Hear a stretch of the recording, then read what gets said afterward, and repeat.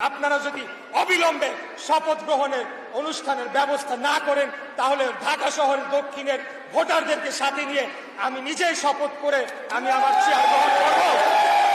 অবিলম্বে মেয়র পদে শপথ গ্রহণের ব্যবস্থা না করলে ঢাকার ভোটারদের নিয়ে নিজের শপথ পড়ে চেয়ারে বসার হুমকি দিলেন এবার বিএনপি নেতা ইশরাক হোসেন। যা কিছু করতে হবে আমাদের অনুমতি নিয়ে আমাদের সিদ্ধান্ত অনুযায়ী করতে হবে, প্রয়োজনে আমরা প্রশাসক বসাবো।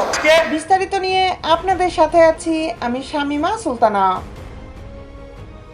মঙ্গলবার বিকালে ইশরাককে মেয়রের দায়িত্ব বুঝিয়ে দেওয়ার দাবিতে নগর ভবনে অবস্থান নেওয়া বিক্ষোভকারীদের সঙ্গে যোগ দিয়ে একথা বলেন ইশরাক হোসেন। তিনি বলেন, এই সরকারকে এখন বাধ্য হয়েই বলতে হচ্ছে অবিলম্বে মেয়র পদে শপথ গ্রহণের ব্যবস্থা না করলে ঢাকার ভোটারদের নিয়ে নিজের শপথ পড়ে চেয়ারে বসবো।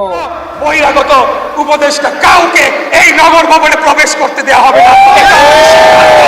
ইশরাক হোসেন বলেন, নগর ভবন কিভাবে চলবে তা ঢাকাবাসী নির্ধারণ করবে।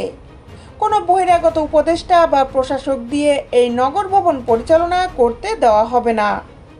ইশরাক বলেন, মেয়রের পদে বসানোকে কেন্দ্র করে যেভাবে টালবাহানা করা হচ্ছে তাতে এই সরকারের অধীনে সুষ্ঠু নির্বাচন নিয়ে জনমনে সন্দেহ তৈরি হয়েছে।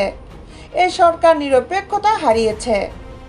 বর্তমান উপদেষ্টা পরিষদ দিয়ে সরকারের নিরপেক্ষতা বজায় রাখা সম্ভব নয় বলেও জানান ইশরাক হোসেন। সব ঢাকার ভোটাররা আমরা এখানে রয়েছি, আমরা সবাই ঢাকার জনগণ, ঢাকার ভোটার, ঢাকার স্থানীয়।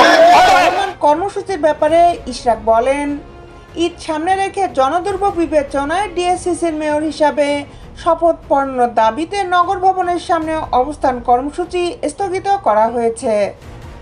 ঈদের পরে দুর্বার আন্দোলনের ঘোষণা দেন তিনি। দেশ বিদেশের আপডেট নিউজ পেতে আমাদের সাথেই থাকুন। Justice television, Dhaka.